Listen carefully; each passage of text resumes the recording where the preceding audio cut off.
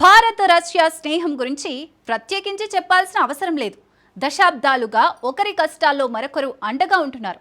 ఒక రకంగా రష్యాకు భారత్ చేసిన సాయానికంటే మాస్కో మనకు చేసిన మేలే ఎక్కువ. 1971 ఇండో పాక్ వారిలో రష్యా చేసింది చిన్న సాయం కాదు. పాకిస్తాన్కు మద్దతుగా అమెరికా సైతం రంగంలోకి దిగిన వేళ యుద్ధ నౌకలు, సబ్మెరైన్లు పంపి భారత్కు కొండంత అండగా నిలిచింది. అలాంటి దేశంతో స్నేహం చేయొద్దని ట్రంప్ లాంటి కన్నింగ్ లీడర్ బెదిరిస్తే భారత్ బెదిరిపోతుందా? అది కలలో కూడా జరగని పని. తాజాగా మరోసారి అదే నిజమని తేలింది. ఇండియా రష్యా బాండింగ్ నెక్స్ట్ లెవెల్కు చేరింది. పుతిన్, దోవల్ మధ్య జరిగిన సమావేశంలో కీలక నిర్ణయాలు తీసుకున్నారు. త్వరలోనే పుతిన్ భారత్కు రాబోతున్నారు. ఇంతకు Indian James Bond Ajit Doval, Putin భేటీ సీక్రెట్స్ ఏంటి? ట్రంప్ టారిఫ్పై ఏం తెలిచారు?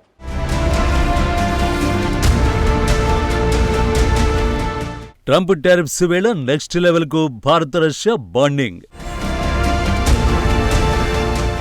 అగ్రరాజ్యం సుంకాలపై సుదీర్ఘంగా చర్చించిన దోవల్, పుతిన్.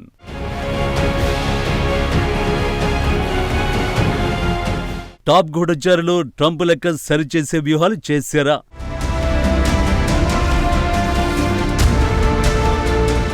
అది 1971 ఇండోపాక్ యుద్ధం భీకరంగా సాగుతున్న సమయం. పాకిస్తాన్కు మద్దతుగా ఊహించని విధంగా అమెరికా రంగంలోకి దిగింది. తన నౌకాదళాన్ని భారత్ వైపు పంపించింది. కట్ చేస్తే రష్యా యాక్షన్లోకి దిగింది.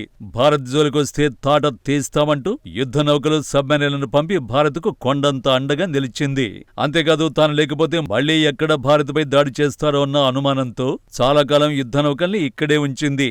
ఆ తర్వాత భారత రక్షణ వ్యవస్థ బలోపేతంలో అత్యాధునిక ఆయుధాలు అందించి సాయపడింది. మోస్ట్ అడ్వాన్స్డ్ టెక్నాలజీని బదిలీ చేయడానికి ఏమాత్రం సంకోచించలేదు. ఇలా చెప్పుకుంటూ పోతే రష్యా మనకు చాలానే చేసింది. అలాంటి మిత్రుడికి సాయం చేసే ఛాన్స్ ఉక్రెయిన్తో యుద్ధం కారణంగా వచ్చింది. ప్రపంచం మొత్తాన్ని ఎదిరించి మరీ రష్యా ఆయిల్ కొనుగోలు స్టార్ట్ చేసింది భారత్. కానీ ఇప్పుడు అదే సమస్యగా మారింది. రష్యాతో వ్యాపారం చేస్తే భారత ఆర్థిక వ్యవస్థను ధ్వంసం చేస్తానని బెదిరిస్తున్నాడు ట్రంప్. చెప్పినట్టే 50% టారిఫ్లు విధించి రాక్షసానందం పొందుతున్నాడు. ఇంకేముంది, భారత్ రష్యాను విడిచిపెడుతుందని పశ్చిమ దేశాలు భావించాయి. కట్ చేస్తే ఇండియన్ జేమ్స్ బాండ్ యాక్షన్లోకి దిగారు. మరో టాప్స్ పై రష్యా అధినేత పుతిన్ కు షేక్ హ్యాండ్ ఇచ్చారు. ఆ షేక్ హ్యాండే ఇప్పుడు ట్రంప్ పాలక వర్గాన్ని షేక్ చేస్తోంది.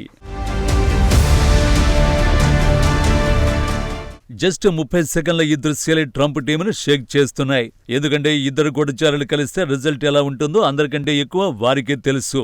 ఇండియన్ జేమ్స్ బాండ్ గా దోవల్ గురించి, కేజీబీ టాప్స్ పైగా పుతిన్ సామర్థ్యం గురించి పూర్తి అవగాహన ఉంది. పైగా ఈ ఇద్దరు కలిసి స్కెచ్ వేస్తే మూడో కంటికి తెలియకుండా ఎనిమి గేమ్ ముగుస్తుందని తెలుసు. అందుకే అజిత్ దోవల్, పుతిన్ సమావేశాన్ని భూతద్దంలో చూసింది ట్రంప్ టీం. ఊహించినట్టే ఈ ఇద్దరి సమావేశం ఇండియా రష్యా బాండింగ్ ను నెక్స్ట్ లెవెల్ కు చేర్చింది. ఏ రెండు దేశాల మధ్య చిచ్చు పెట్టాలని ట్రంప్ ప్రయత్నాలు చేశాడు.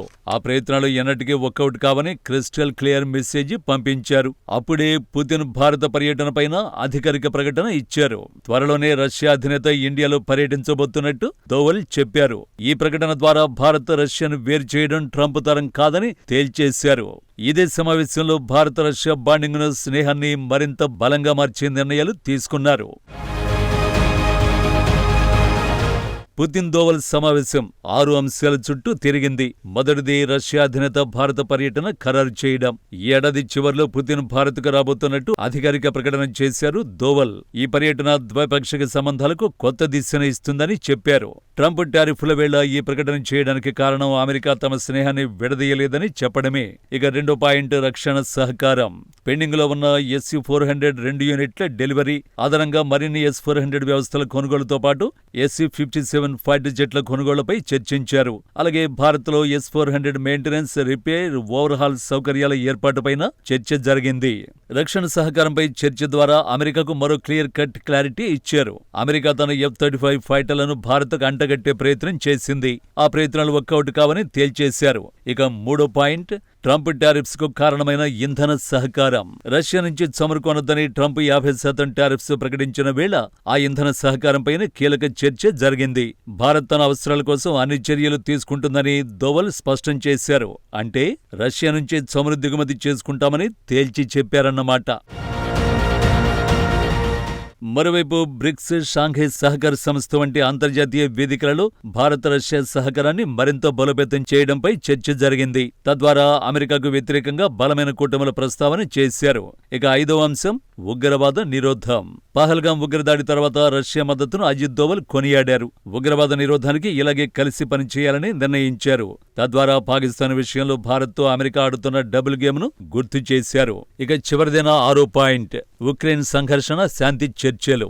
గతేడాది సెప్టెంబర్ 12వ తేదీన సెయింట్ పీటర్స్బర్గ్ లో జరిగిన బ్రిక్స్ సమిట్ సందర్భంగా అజిత్ దోవల్ పుతిన్తో సంఘర్షణపై చర్చించారు. 2024 ఆగస్టు 23న ఉక్రెయిన్ అధ్యక్షుడు జెలెన్స్కీతో జరిపిన చర్చల వివరాలను పుతిన్కు తెలియజేశారు. శాంతి చర్చల్లో సానుకూల పాత్ర పోషించడానికి భారత్ సిద్ధంగా ఉందని పేర్కొన్నారు. తద్వారా యుద్ధభూమిలో శాంతి స్థాపనకు చేస్తున్న ప్రయత్నాలను ప్రపంచానికి చాటి చెప్పే ప్రయత్నం చేశారు.